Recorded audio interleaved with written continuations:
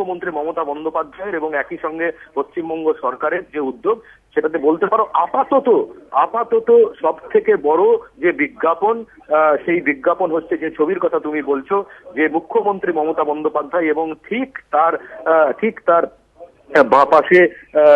মুকেশ আম্বানি। এছাড়াও আমরা যেটা দেখলাম, যে কথা বলছিলাম, যে এখানে কিন্তু এসে উপস্থিত হয়েছেন বেণুগোপাল ধূত, এখানে এসে উপস্থিত হয়েছেন হর্ষ গোয়েঙ্কা, সঞ্জীব গোয়েঙ্কার দাদা হর্ষ গোয়েঙ্কা,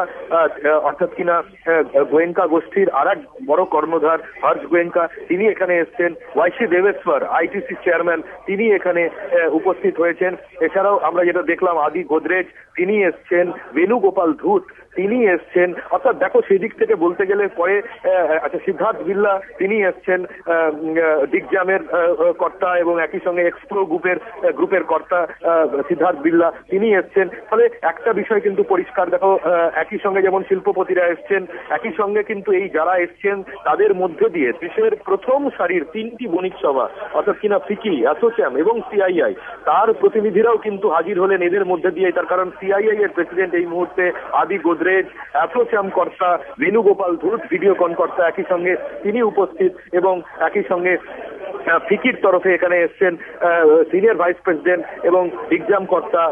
যেটা বলছিলাম তোমায়, সিদ্ধার্থ বিড়লা। ফলে কত অপরচুনিটি হয়ে গেল, শেষ হয়ে গেল। মুখ্যমন্ত্রী মমতা বন্দ্যোপাধ্যায় ঠিক পাশে মুকেশ আম্বানিকে সঙ্গে নিয়ে তিনি এগিয়ে গেলেন। আমরা দেখতে পেলাম যে কক্ষে এবারে এই শিল্প সম্মেলন হবে, যেখানে মুখ্যমন্ত্রী মমতা বন্দ্যোপাধ্যায় বার্তা দেন যে পশ্চিমবঙ্গে শিল্প টানার জন্য, পশ্চিমবঙ্গে বিনিয়োগ টানার জন্য তার সরকার কি করতে চায়, কোন পথে এগোতে চায়, যেটা কিনা সব থেকে বড় চ্যালেঞ্জ। এই ছবিটা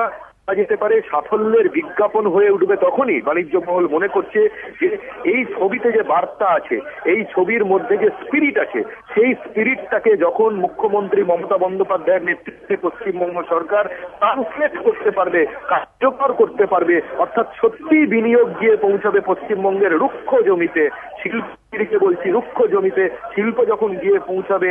তখনই কিন্তু এই যে কিছুক্ষণ আগে যে ছবিটা আমরা দেখলাম, এই যে ছবি এই মুহূর্তে এবিপি আনন্দের পর্দায় দর্শকরা দেখতে পাচ্ছেন, সেটা কিন্তু সাফল্য আসবে যখন সত্যি মমতা বন্দ্যোপাধ্যায়ের ডাকে সাড়া দিয়ে, পশ্চিমবঙ্গ সরকারের ডাকে সাড়া দিয়ে পশ্চিমবঙ্গে ফের শিল্পের জন্য, বিনিয়োগের জন্য বিনিয়োগকারীরা তারা উৎসাহ দেখাবেন, তারা আকর্ষণ বোধ করবেন। ফলে মমতা বন্দ্যোপাধ্যায়ের আপাতত যদি বলতে পারো টেনিসের ভাষায় অ্যাডভান্টেজ মমতা যদি হয়ে থাকে শিল্প সম্মেলন শুরুর এই ঠিক প্রাক মুহূর্তে, যেখানে তিনি এই মুহূর্তে দেশের সর্ববৃহৎ বেসরকারি সংস্থার কর্তাকে পাশে নিয়ে বসে সহাস্য ছবি তুলেছেন। এরপরে কিন্তু তার সব থেকে বড় চ্যালেঞ্জ, আমরা জানি না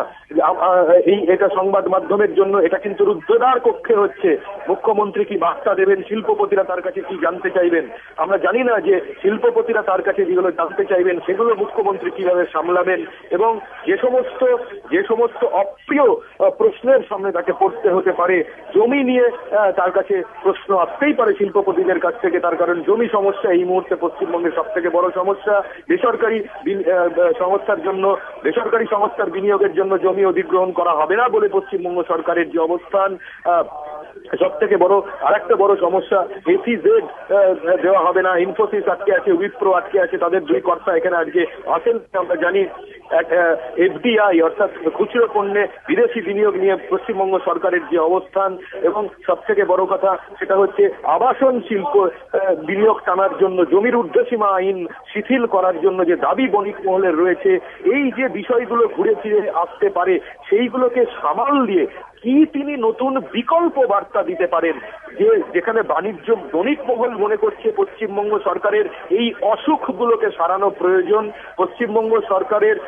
দাওয়াই দেওয়া প্রয়োজন, নির্দিষ্ট দাওয়াই খোঁজা প্রয়োজন, পশ্চিমবঙ্গ সরকারের এই অবস্থান থেকে সরে আসা প্রয়োজন। পশ্চিমবঙ্গ সরকার যদি সেই অবস্থানে স্থিত থাকে, পশ্চিমবঙ্গ সরকার যদি তাদের অবস্থান শিথিল না করে, তাহলে পশ্চিমবঙ্গ সরকারকে কিন্তু মমতা বন্দ্যোপাধ্যায়ের নেতৃত্বে বিকল্প দিশা দিতে হবে, বিকল্প পথের কথা বলতে হবে যে এইগুলো তারা করতে চান না, এই তাদের অবস্থান রাজনৈতিক বাধ্যবাধকতার জন্য, কিন্তু তারা এই বিকল্প প্রস্তাব দিচ্ছেন, এই বিকল্প দিশাতে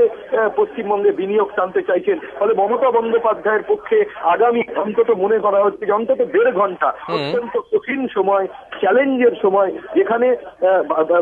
দেশের বাণিজ্য নগরীতে এই সমস্ত তাবর শিল্পকর্তাদের সামনে মুখোমুখি হয়ে তাকে ব্যাখ্যা করতে হবে যে তিনি ঠিক কোন পথে পশ্চিমবঙ্গে বিনিয়োগ টানতে চাইছেন, তার বিকল্প কি, তার দিশা। সুব্রজিৎ, ধন্যবাদ ধ্রুবজ্যোতি।